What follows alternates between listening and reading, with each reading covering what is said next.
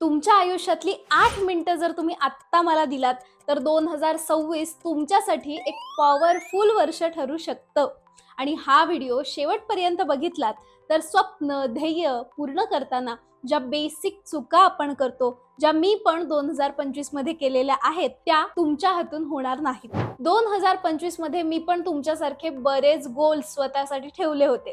Regular exercise, सकाळी लवकर उठणं, नवीन स्किल्स जसं की मला स्विमिंग शिकायचं होतं. मी एकदा हे तुमच्यासोबत शेअर पण केलं होतं. पण या सगळ्यात मी फारच वाईट पद्धतीने अपयशी ठरले आणि हे अपयश मला तुमच्यासोबत प्रामाणिकपणे काहीही लपवून न ठेवता शेअर करायचंय. कारण परफेक्शन बद्दल, यशाबद्दल सगळेच जण बोलतात, पण अपयश ज्यातून खरं तर खूप शिकता येण्यासारखं आहे, पण असं असूनही त्याबद्दल फारसं बोललं जात नाही. या चुका आणि त्यावर उपाय सांगण्याआधी एक छोटी बॅक स्टोरी सांगते. 2025 मध्ये माझं एक मेजर गोल होतं, स्वतःचं यूट्यूब चॅनल सुरू करणं. आणि जानेवारी 2025 मध्ये मी हे सुरू पण केलं. नुसतं सुरूच नाही तर एका व्हिडिओला अतिशय कमी वेळेत 1,00,000 पेक्षा जास्त व्ह्यूज सुद्धा मिळाले. तर अजून एक व्हिडिओ 85,000 पेक्षा जास्त लोकांनी बघितला. युट्यूब कडून क्रिएटर म्हणून फॅनफेस्टचं इन्व्हिटेशन सुद्धा आलं. आणि त्याहून एक्साइटिंग गोष्ट म्हणजे अवघ्या काही महिन्यात आपलं चॅनल मॉनिटाईज झालं आणि आज आपली 6,920 लोकांची एक स्ट्रॉंग कम्युनिटी सुद्धा बिल्टअप झाली आहे. थोडक्यात ज्याला यश म्हणावं अशा सगळ्या बॉक्सेसमध्ये मी टिक मार्क केलं. आणि तरीही 14 नोव्हेंबर पासून जानेवारी 2026 पर्यंत, म्हणजे जवळजवळ 2.5 महिने, एकही लॉंग फॉर्म व्हिडिओ मी टाकला नाही. त्याची काही कारणं होती. सेल्फ डाऊट, आपलं काम कमी लोक बघतायत, कॉन्टेंट देण्यात आपलं काही चुकतंय का, मी स्वतःचे 100% खरंच देतेय का, असे असंख्य विचार म्हणजेच ओव्हर थिंकिंग होऊन स्वतःवरचा विश्वास कुठेतरी कमी होत गेला. आणि आपण वेळ, मेहनत, बुद्धी, पैसा सगळं लावून एखादी गोष्ट करतो आणि त्याचा रिझल्ट मला काही दिसत नाहीये ना, मला समाधान मिळतंय, तेव्हा कुठे ना कुठेतरी आतलं मोटिवेशन सुद्धा नॅचरली येत नाही.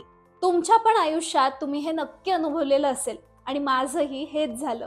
त्यात दुष्काळात 13वा महिना म्हणतात तसे काही किरकोळ हेल्थ इश्यूज गेले वर्षभर मध्ये मध्ये मध्ये मध्ये होत होते.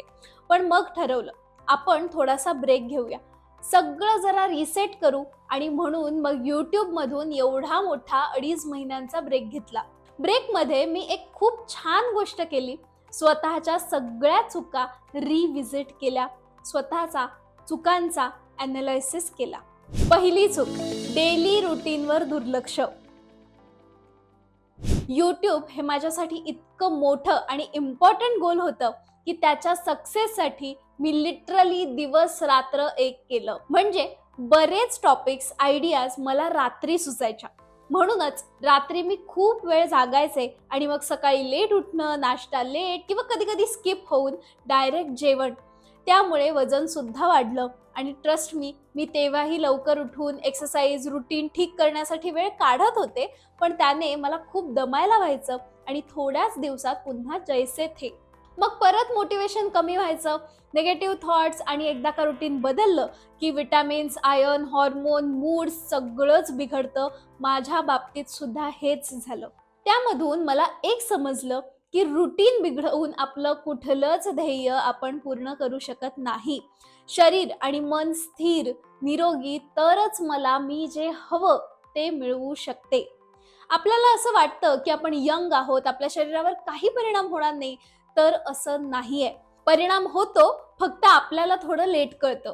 त्यामुळे या वर्षात रुटीन सेट करणं हे माझं एक गोल आहे. त्यासाठी मी जानेवारीपासून काही टास्क रेग्युलरली करत आहे. पण हे रुटीन कसं ठरवायचं, कसं पूर्ण करायचं, याबद्दल तुम्हाला डिटेलमध्ये शिकायचं असेल तर कमेंटमध्ये येस नक्की लिहा, कारण तो एक संपूर्ण वेगळा विषय आहे. जास्तीत जास्त कमेंट्स असतील तर त्यावर मी एक व्हिडिओ नक्की बनवेन. चूक number 2, expectation and comparison. YouTube असेल किंवा कुठलंही गोल, आपल्यासमोर काही लोकांची एक्झाम्पल सेट असतात. इतरांकडून आपण प्रेरणा म्हणजेच मोटिवेशन घेतलेलं असतं. खरं तर ही एक चांगली पॉझिटिव्ह बाजू झाली, पण तरीही त्या लोकांप्रमाणे आपल्यालाही यश कसं मिळणार हे आपण त्यांच्या यशानुसार सेट करत असतो. तेव्हाच गणित खरं तर बिघडतं असं माझ्या लक्षात आलं. मी पण माझ्या फील्डमधल्या आजूबाजूच्या इतर व्यक्तींना बघून असं असं यश मला मिळायला हवं असं गणित मांडलं आणि तसं यश मला मिळालं नाही म्हणून मी डिसअपॉइंट झाले, दुःखी झाले. इनफॅक्ट माझे काही व्हिडिओ इतक्या कमी वेळेत इतके चांगले गेले, त्यामुळे सुद्धा माझे एक्सपेक्टेशन्स वाढलं आणि त्याचा पण मला प्रेशर यायला लागला आणि त्यातून पुढचा प्रॉब्लेम सुरू झाला, जो आहे माझी तिसरी चूक. तिथे जाण्याआधी तुम्हीही लोकांसोबत स्वतःला कम्पेअर करत असाल तर एक टिप देते, ज्याने मला हे सगळं रिसेट करायला खूप जास्त मदत होते. सगळ्यात आधी तुम्ही करत असलेलं कंपॅरिझन स्वतःकडे अक्नॉलेज म्हणजेच कबूल करायला सुरुवात करा की येस, आज मी स्वतःला इतरांसोबत कम्पेअर केलं. त्याचा गिल्ट घेऊ नका, स्वतःवर चिडू नका, फक्त मान्य करा आणि मग एका कागदावर लिहून काढा, मी या व्यक्तीशी स्वतःला कम्पेअर केलं, त्या व्यक्तीच्या आणि माझ्या कुठल्या कुठल्या गोष्टी सेम आहेत आणि कुठल्या कुठल्या गोष्टी अतिशय वेगळ्या आहेत.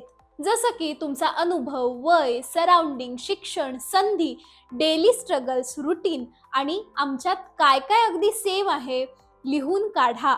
मनातल्या मनात तुलना करू नका, क्लॅरिटी येणार नाही. हे केलात की तुम्हाला तुमचं उत्तर मिळेल, त्यातून तुमची कंपॅरिझन करण्याची सवय नक्की मोडणार. आणि तरीही कुणाशी खरंच कम्पेअर म्हणजेच तुलना करायची असेल तर स्वतःच्या कालच्या सेल्फची म्हणजेच स्वतःची तुलना आजच्या मीशी करू शकता. आज मी कालपेक्षा 1% बेटर आहे का, आणि जर नसेन तर त्यासाठी आज आत्ता मला काय करता येईल हे सुद्धा लिहून काढा, तुम्हाला याची नक्की मदत होईल. आता माझी तिसरी चूक, आळस आणि चालढकल. माझ्या अपेक्षेप्रमाणे मला यश मिळत नाहीये किंवा एवढी मेहनत करून व्हिडिओ कोणी बघत नाहीये तर काय फायदा असं म्हणत हळूहळू माझी चालढकल वाढली. मी अभ्यासासाठी इतरांचे व्हिडिओ बघण्यात, थंबनेल, स्टोरी टेलिंग कसं इम्प्रूव्ह करू शकते असे भरपूर व्हिडिओज बघण्यात वेळ घालवू लागले आणि हळूहळू मी स्वतः काही क्रिएट करण्यापेक्षा इतरांचे व्हिडिओज कंझ्युम करणं वाढलं. चालढकल वाढली, कंटाळा येऊ लागला आणि माझी प्रोडक्टिव्हिटी कमी झाली. ही चालढकल कशी हाताळायची यासाठी पुढे मी एक टिप सांगणार आहे. चौथी चूक, एक दिशा न ठरवणं. पहिलं वर्ष होतं आणि मला कळतही नव्हतं की कोणते टॉपिक्स घ्यायला हवेत, माझ्या सबस्क्रायबर्सना नेमकं काय हवंय. त्यामुळे मला जे जे देता येईल, ज्यावर माझा अभ्यास आहे असं सगळंच देण्याचा मी प्रयत्न केला. पण या वर्षी मला थोडं थोडं समजतंय आणि स्वतःची दिशा कशी ठेवायला हवी हे बहुतेक समजलंय. बघूया वर्षाच्या शेवटी आपण यावर पुन्हा बोलूच. पण तुमचे काही सजेशन्स असतील, काही टॉपिक्सवर मी बोलायला हवं असं वाटत असेल तर नक्कीच कमेंट करून सांगा, मला त्याचा फायदाच होईल. पाचवी चूक, ध्येयात अपयशी ठरले तर काय करायचं याचे पर्याय न ठरवणं. ध्येय ठरवल्यावर आपण सगळेच उत्साही असतो, टाइम टेबल्स, प्लॅनिंग सगळं परफेक्ट असतं. पण जसे जसे दिवस पुढे सरकतात आपला संयम कमी होतो, ठरवलेल्या गोष्टींचा आपल्याला विसर पडतो, वातावरणाचा परिणाम सुद्धा आपल्या मनावर होतो. त्यात आजार, कुणाची लग्न कार्य, प्रवास यामुळे रुटीन बदललं की ध्येय बारगळतात असं मला स्वतःच्या अनुभवावरून लक्षात आलं. तुमचा काही वेगळा अनुभव असेल तर मला नक्की सांगा.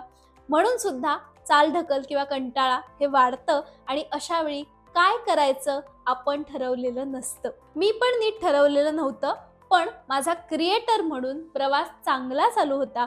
पण जेव्हा मध्येच येऊन व्ह्यूज कमी झाले, कुणाची लग्न कार्य, मी आजारी पडले, तेव्हा मी पण बिथरले. थोडक्यात कधी कधी आपल्या अपेक्षेप्रमाणे गोष्टी होत नाहीत आणि मग त्यासाठी काही पर्याय आपल्या शांततेच्या काळात स्वतःकडे लिहून ठेवलेले असतील तर त्याचा फायदा होतो. प्लॅनिंगनुसार गोष्टी घडल्या नाहीत तर मी काय काय करू शकते हे यावर्षी स्वतःकडे मी सविस्तर लिहून ठेवलं आहे, ज्यामुळे पॅनिक अवस्थेत मी निर्णय घेणार नाही. थोडं भरकटले तरी लिहिलेलं वाचून पुन्हा ध्येय रिवायर करायला, माइंडसेट ठरवायला मला मदत होईल. तुम्ही पण ही ट्रिक नक्की ट्राय करून बघा. त्यासोबतच माझ्यासारख्या या चुका तुम्हाला करायच्या नसतील तर एक तुमचं असं वाक्य स्वतःकडे ठेवा जे तुम्हाला दिशा दाखवेल आणि मोटिवेट करेल. ह्याला आपण ध्येय वाक्य असं सुद्धा म्हणू शकतो. हे वाक्य पर्सनलाइज असायला हवं तर त्याचा जास्तीत जास्त फायदा तुम्हाला नक्की होईल. चालढकल, कंटाळा होत असेल तर ही टिप नक्की उपयोगी ठरते. जसं गेल्या वर्षी मी इतरांचे कॉन्टेंट जास्त बघत होते, म्हणूनच या वर्षी तसं होऊ नये म्हणून मी माझं वाक्य ठरवलेलं आहे, स्टॉप कन्झ्युमिंग स्टार्ट क्रिएटिंग, ज्याने मला स्वतःचा व्हिडिओ बनवण्याची दिशा आणि मोटिवेशन दोन्ही मिळेल. रिमाइंडर सुद्धा मिळेल की मी खूप जास्त वेळ गरज नसताना घालवते आहे. या सगळ्या चुकांमधून मला एक गोष्ट, एक धडा असा मिळाला की अपयशाला आपण किती विलन करून ठेवलंय. अपयश म्हणजे लाजेची, शरमेची गोष्ट आहे असं आपण करून ठेवलेलं आहे. मला वाटतं हा दृष्टिकोन आता बदलायला हवा. खरं तर अपयश जे शिकवतो ते यशाच्या कितीही पायऱ्या चढल्या गाठल्या तरी जमणार नाही. त्यामुळे जेव्हा जेव्हा अपयश मिळेल तेव्हा त्याचा फायदा मात्र आपल्याला करून घेता आला पाहिजे. तुम्हाला 2025 मध्ये असा काही अनुभव आला आहे का हे सुद्धा मला नक्की सांगा. आणि अजिबात घाबरून जाऊ नका किंवा स्वतःला दोष पण देऊ नका. उलट तुमचं ध्येय पूर्ण करताना अपयश आलं असेल तर ते अपयश खूप पॉवरफुल लर्निंग घेऊन तुमच्यासाठी आलेलं आहे. त्यासाठी थोडं आत डोकावून बघा. यातून या वर्षाचे गोल्स बेटर कसे होतील ते बघा. माझ्या चुकांमधून तुम्हाला काही शिकायला मिळालं असेल तर मला नक्की सांगा. आणि तरीही ओव्हर थिंकिंग होत असेल तर हा व्हिडिओ नक्की बघा, ज्यात तुम्ही कोणत्या प्रकारचं ओव्हर थिंकिंग करताय आणि ते कमी करण्यासाठी टिप्स दिलेले आहेत. कारण तुमच्या कमेंट्समुळे मला पुढचे व्हिडिओ तुम्हाला उपयोगी ठरतील असे घेऊन यायला मदत मिळते. भेटू पुढच्या व्हिडिओमध्ये. तोपर्यंत काळजी घ्या. धन्यवाद.